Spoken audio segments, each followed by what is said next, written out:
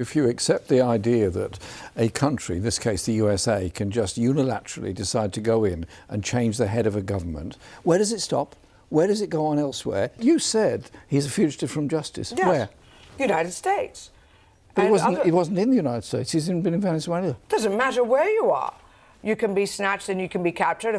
If you're a criminal on the run, you're a criminal you're a criminal in hiding, you can still be caught. Vanessa Neumann, first of all, the US says what they did was law enforcement, that Maduro was a narco-terrorist, that he killed US citizens and was destabilising the Western Hemisphere. Is that enough justification for you?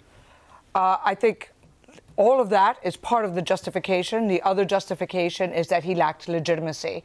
And I have been very clear on this subject. I did my doctoral dissertation on the subject of legitimacy and foreign intervention in 2004. And basically, the fact that Maduro lost a 3-1 election, even with all of the advantages of power that he had, and had to chop and change, all the rules, he still lost 3-1 in 2024, and he should have been out of the presidential palace on the 10th of January of last year. Right. So what the US has done, you welcome. Yeah, he does not have immunity, and he is a criminal. Right.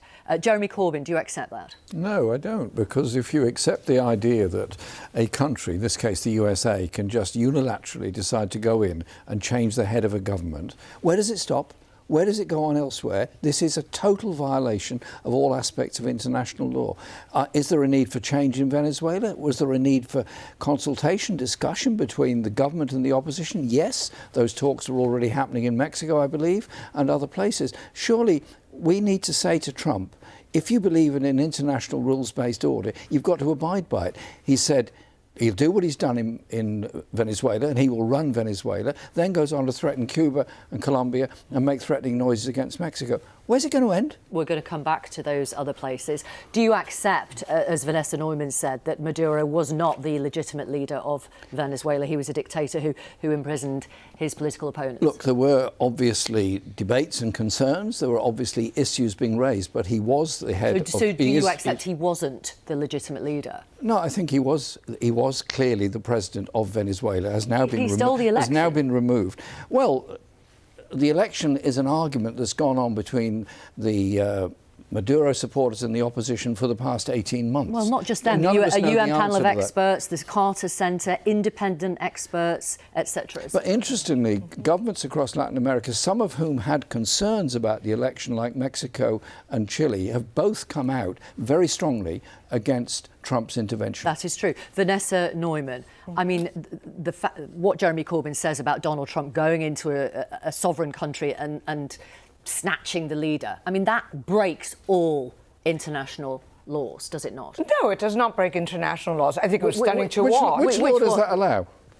Which law allows that? Well, which law allows that? Well, the law, the fact that he was a fugitive from justice and not a head of state, and the head of a criminal law, and the head of a criminal organization, and a criminal organization that I have personally been tracking and writing about since I started working for a think tank here in London, the IISS, in 2006. For 20 years, we've been tracking the criminal activity and the transnational threats presented first with the FARC across the border, and that was actually part of the Bolivarian Revolution. That was stated in part of their manifesto, the material support for the FARC, and then a terrorist organization. And my daughter is from Colombia because I spend so much time in Colombia working on those issues. So I've tracked that, and then also the involvement of the agreement signed with China and with Iran, and giving succor and protection and cover for Iranian IRGC operatives, which I've chronicled, I think makes him a threat to the region. The rest of the region was not thrilled, by the way. Where is he a fugitive from justice? Most of the region suffered the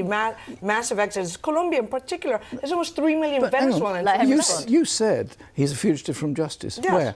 United States. But he wasn't in the United States. He's been in Venezuela. Doesn't matter where you are. You can be snatched and you can be captured. If you're a criminal on the run, you're a criminal you're a criminal in hiding, you can still be caught. Why didn't they apply for extradition then? Why didn't they apply for extradition? Why didn't they apply for extradition? From the Chavistas That is the normal way. You seem to be agreeing with the idea that one powerful country can go in and take the head of state from... He's not a head of state. What would you say if... He's not a head of state. What would you say then if Putin went into Ukraine and took Zelensky out? What would you say then? He's not, well, the same thing. Zelensky was elected. And now, you know, Maduro was not elected. Ukraine, I'll leave Ukraine to the Ukraine experts. OK, let me bring in David Rennie. What's your view about why Donald Trump has done this?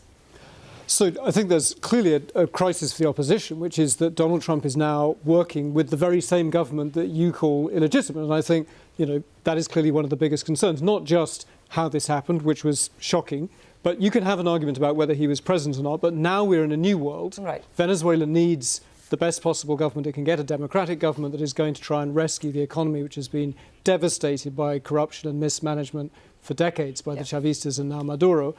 But having made that case that they need a better government, they've now gone into bed with the deputy president, the vice president, who's now the acting interim president, Delcy Rodriguez, previously a close member of the regime. Why?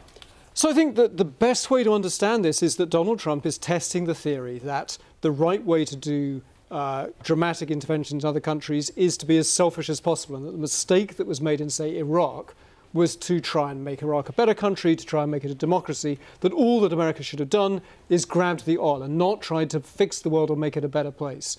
I think that, allied to his very clear public desire to show that America has total domination over the Americas and the Western Hemisphere, those came together to produce this argument that if he can just grab the oil, show domination over the Americas, then that's a win for America. It's clearly enormously troubling, and you don't have to agree with Jeremy Corbyn on the merits or non-merits of Maduro. I think we probably disagree strongly on that, to think that this is very troubling, and certainly if he carries on to other countries and starts going after other countries, that would be very, very dangerous.